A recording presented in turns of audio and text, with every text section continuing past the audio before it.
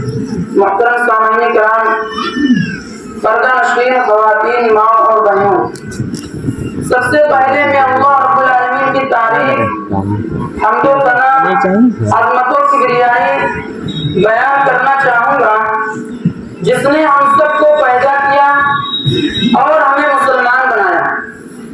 اور اللہ رب العالمین کا لاکھ لاکھ شکر ہے کہ اس نے ہمیں اپنے آخری نبی جناب محمد رسول اللہ صلی اللہ علیہ وسلم کے امتی ہونے کا شرف بخشا ہے۔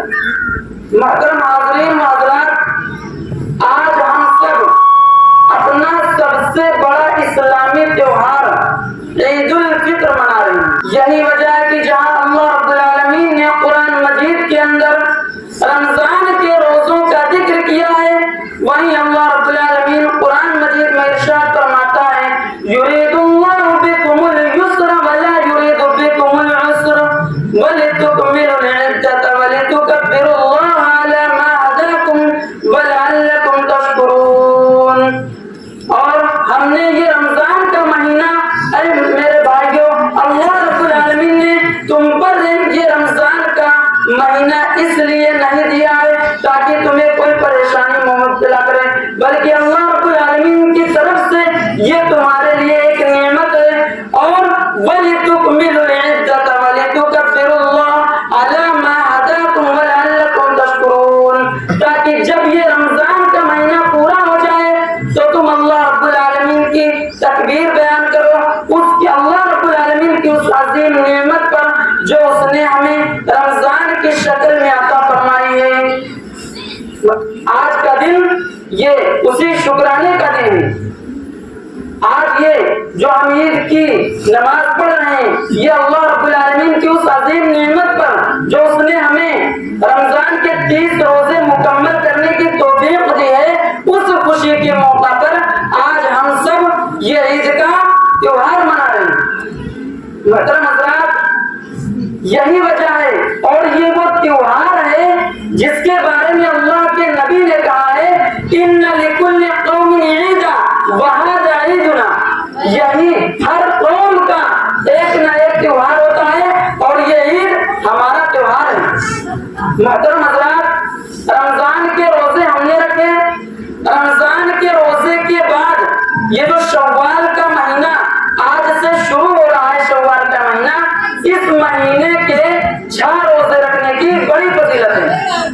اللہ کے پیارے نبی فرماتے ہیں، صحیح مسلم کی روایت ہے، من صام رمضان ثم اتبعه 6 من شوال، جو رمضان کا روزہ رکھے، جو رمضان کا روزہ رکھے اور اس کے بعد شوال کے 6 روزے اور رکھے، اللہ کے پیارے نبی فرماتے ہیں، کان فی صیام الدہر، اس کو ہر سال بھر روزہ رکھنے کا ثواب ملے گا۔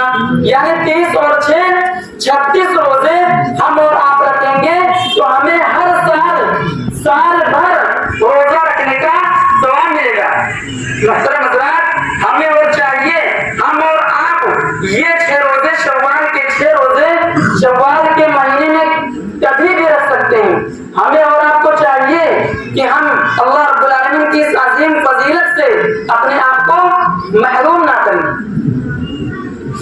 اور شب قدر کی راتوں میں ہم نے اللہ رب العالمین کے سامنے رو کر، گڑ گڑا کر یہ دعائیں مانگی ہیں، اللہم انک عفو تحب العفو فاعف عنی، اے اللہ تو معاف کرنے والا ہے، تو معافی کو پسند کرتا ہے، اے اللہ تو ہمارے گناہوں کو معاف کر دے۔ آج اس دعا کو ہم اپنے سامنے رکھتے ہیں، جب ہم اپنے اللہ رب العالمین سے یہ دعا کرتے ہیں کہ اللہ تو معاف کرنے والا ہے، ہمارے دلوں میں جو بھی گلے شکیبہ ہوں، اپنے بھائی سے، اپنی بہن سے، اپنے رشتہ داروں سے، ان گلے شکووں کو آج دور کر دینے کا دن ہے، آج گلے سے گلے ملنے کا دن ہے، آج بچھڑے ہوئوں کو ملانے کا دن ہے، آج دل سے نفرتوں کو مٹا دینے کا دن ہے۔ اللہ کے پیارے نبی فرماتے ہیں، صحیح بخاری کی حدیث ہے کہ یہ جو رشتہ ہوتا ہے نا، یہ رشتہ یہ رحمان سے جڑا ہوا ہے، الرحیم شجرۃ من الرحمن، یہ جو رشتہ ہوتا ہے جس کو عربی میں رحم بولتے ہیں، یہ رحمان سے نکلا ہوا ہے. اور رشتہ داری سے اللہ رب العالمین نے فرمایا کہ جو تجھے کاٹے گا میں اسے کاٹوں گا، اور جو تجھے جوڑے گا میں اسے جوڑوں گا. تو ہمیں اور آپ کو چاہیے کہ اس خوشی کے موقع پر اپنی رشتہ داریوں کو جوڑنے کا کام کریں، اپنے بچھڑے ہوئے دوستوں سے ملنے کا کام کریں. ہم سے اگر کسی نے بدتمیزی کی ہے، ہمارے ساتھ اگر کسی نے زیادتی کی ہے، آج ان کو معاف کر دینے کا دن ہے. آج کا یہ دن عید کا دن ہے. اور ایک بات محترم سامعین کرام، رمضان کے کمپلیٹ روزے رکھنے کے بعد آج ہم اور آپ جو یہ عید کا تہوار منا رہے ہیں، رمضان میں ہم نے بڑی عبادتیں کی ہیں. شب قدر کی تاک راتوں میں ہم جاگے ہیں. اللہ رب العالمین کو راضی کرنے کے لیے بہت ساری کوشش کی ہیں. نماز کی تراویح کی نماز پڑھی ہے، مگر کہیں ایسا نہ ہو کہ عید کی نماز کے بعد کہاں ہم رمضان میں تراویح کی نماز پڑھا کرتے تھے اور عید کی نماز کے بعد ہم 5 وقت کی نماز سے غائب ہو جائیں. کہاں ہم شب قدر کی تاک راتوں میں جاگا کرتے تھے اور کہاں ہم عید کی نماز کے بعد 5 وقت کی نمازوں میں سوئے رہ جائیں. محترم سامعین کرام، اللہ تعالیٰ قرآن مجید کی سورۃ 14ویں پارے میں ایک بوڑھی عورت کا ذکر کیا ہے.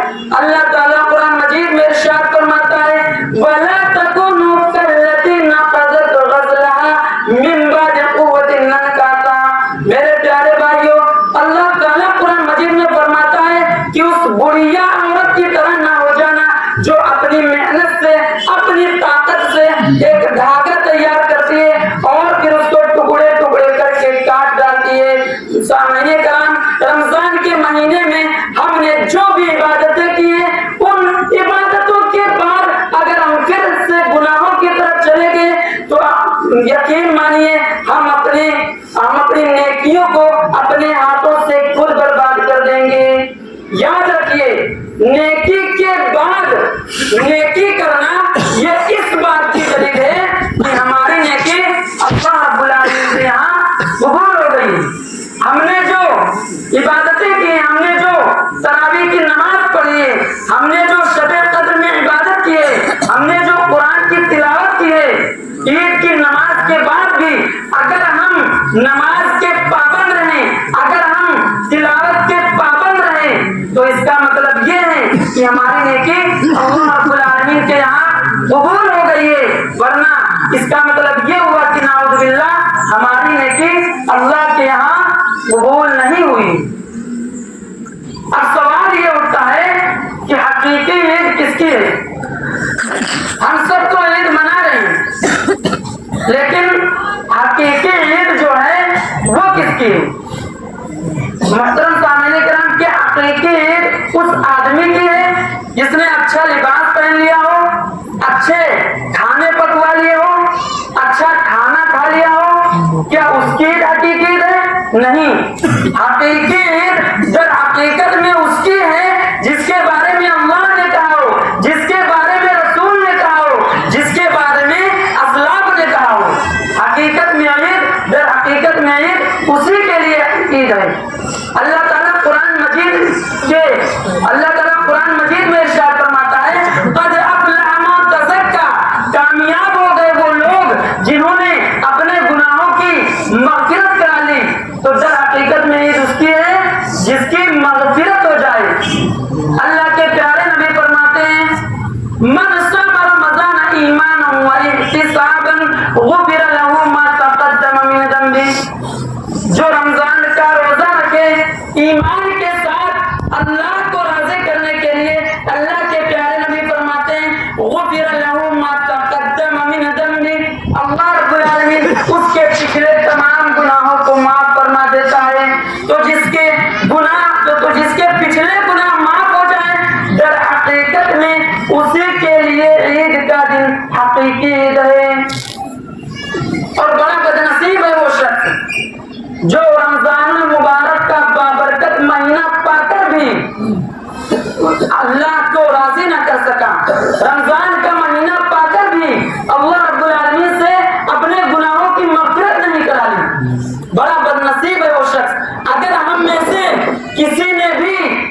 رمضان کے مہینے میں جیسی عبادت کرنی چاہیے ویسی نہیں کی، جیسی مغفرت اللہ رب العالمین سے کرنی چاہیے ویسی مغفرت نہیں کروا لی، تو آج بھی موقع ہے، آج بھی موقع ہے، اس عید کے موقع پر آپ اللہ رب العالمین کے سامنے رو کر یہ گڑا کر یہ دعا کریں کہ اللہ تو نے ہمیں رمضان کا مقدس مہینہ عطا فرمایا، لیکن میں نے اپنی کوتاہی کی وجہ سے، اپنی کاہلی کی وجہ سے، اپنی سستی کی وجہ سے، اپنی بیوقوفی کی وجہ سے ہم نے جیسی عبادت کرنی چاہیے تھی ویسی عبادت نہیں کی، جیسی شب قدر میں جاگنا چاہیے تھا ویسی مغفرت نہیں کروانی۔ اے اللہ تو ہمارے گناہوں کو معاف کر دے۔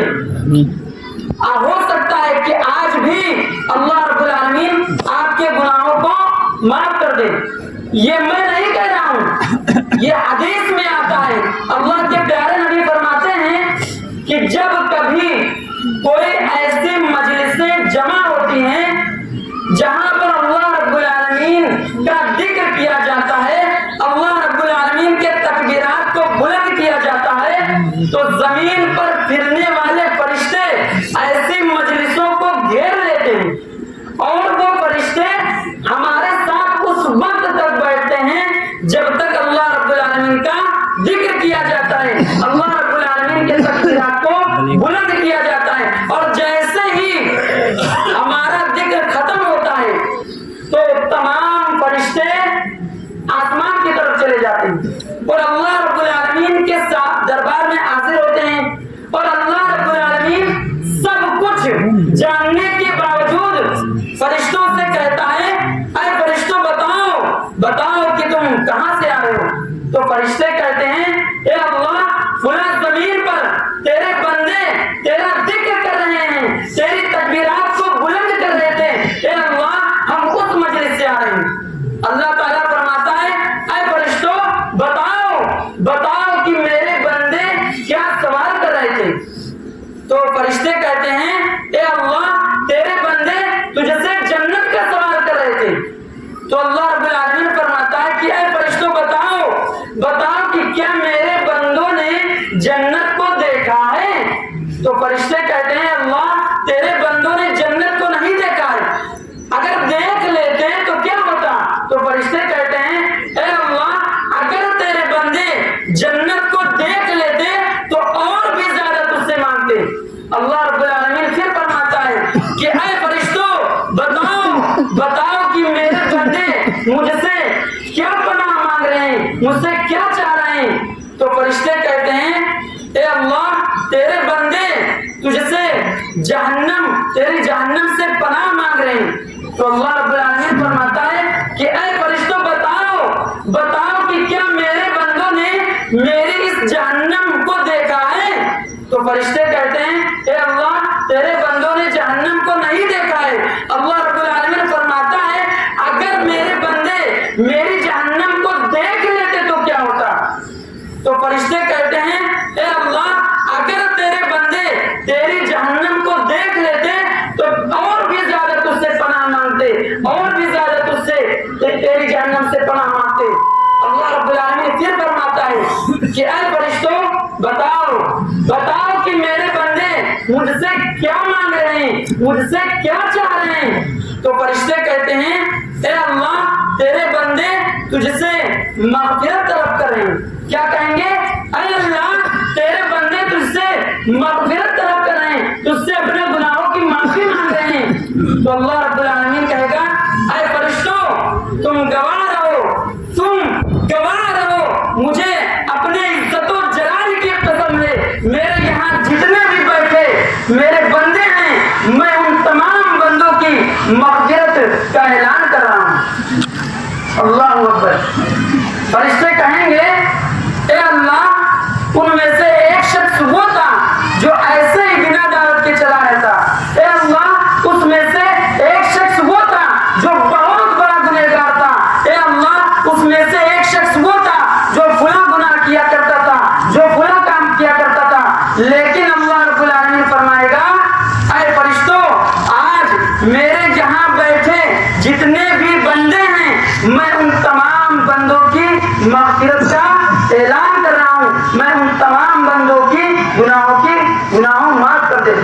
تو ہم میں سے کسی نے بھی اگر رمضان کے مہینے میں جیسے عبادت کرنی چاہیے تھی ویسی عبادت نہیں کی تو آج بھی موقع ہے اس عیدگاہ میں عید کے موقع پر ہم اللہ رب العالمین سے دعا کریں، اپنے گناہوں کی معافی مانگے. ہو سکتا ہے کہ آج بھی اللہ رب العالمین آپ کے گناہوں کو معاف کر دے. یہی آج کا پیغام ہے. حقیقت میں در حقیقت میں عید اسی کے لیے ہے جس کی مغفرت ہو جائے، جس کے پچھلے گناہ معاف ہو جائے، اسی کے لیے حقیقی عید ہے. اللہ رب العالمین ہم سب کو کہنے سننے سے زیادہ اس پر عمل کرنے کی توفیق نصیب فرمائے. آمین. اے اللہ ہم گنہگار ہیں، خطا کار ہیں، سیاہ کار ہیں. اے اللہ تیری رحمت بہت بڑی ہے. اے اللہ تو اپنی رحمت سے ہم سب کے گناہوں کو معاف کر دے. اے اللہ رمضان میں جیسی عبادت کرنی چاہیے تھی، جیسی معافی مانگنی چاہیے تھی، اے اللہ ہم نے رمضان میں ویسی عبادت نہیں کی. اے اللہ رمضان میں ہم سے جو بھی کوتاہیاں ہوئی ہیں، جو بھی غلطیاں ہوئی ہیں، اے اللہ تو ہماری کوتاہیوں کو درگزر کرنا. اے اللہ تو ہمارے کوتاہیوں اور غلطیوں کو معاف کر دے. اے اللہ بے شک تو معاف کرنے والا ہے، تو معافی کو پسند کرتا ہے. اے اللہ تو ہمارے گناہوں کو معاف کر دے. اے اللہ اے اللہ اے پروردگار ہم میں سے جو بیمار ہیں اللہ رب العالمین تو انہیں شفائے کاملہ عاجلہ عطا فرما. اے پروردگار ہم میں سے جو انتقال کر گئے ہیں اے اللہ تو انہیں جنت الفردوس میں اعلیٰ سے اعلیٰ مقام عطا فرما. اے اللہ ہم میں سے جو پریشان ہیں اے اللہ تو ان کی پریشانی کو دور کر دے. اے اللہ جتنی بھی ہماری مائیں اور بہنیں بے شادی شدہ ہیں، شادی رشتے کی تلاش میں ہیں، اے اللہ تو ان کے لیے رشتوں کی آسانی عطا فرما. اے اللہ اے پروردگار جن کی شادیاں ہو چکی ہیں اے اللہ انہیں نیک اور صالح عطا فرما. اے اللہ اس وقت ملک کے ہندوستان کے جو حالات ہیں اے اللہ تو ہندوستان کے مسلمانوں پر رحم فرما. اے اللہ صرف ہندوستان ہی نہیں بلکہ پورے ملک خصوصاً خاص طور سے فلسطین کے مسلمانوں پر رحم فرما. اے اللہ ہمارے فلسطین مسلمان بھائیوں کے اوپر جو ظلم و ستم ہو رہا ہے اے اللہ تو اس ظلم و ستم کو ختم فرما دے. اے اللہ تمہیں اپنے حفظ و امان میں رکھ. اے پروردگار بے شک تو ہی رازق ہے، تو ہی مالک ہے، تو ہی حاکم ہے. اے اللہ تو فلسطین کے مسلمانوں کے لیے روزی روٹی کا انتظام فرما.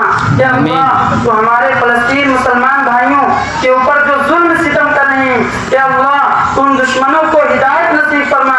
اے اللہ یا تو ان دشمنوں کو ہدایت نصیب فرما یا تو پھر تو انہیں نیست و نابود کر دے.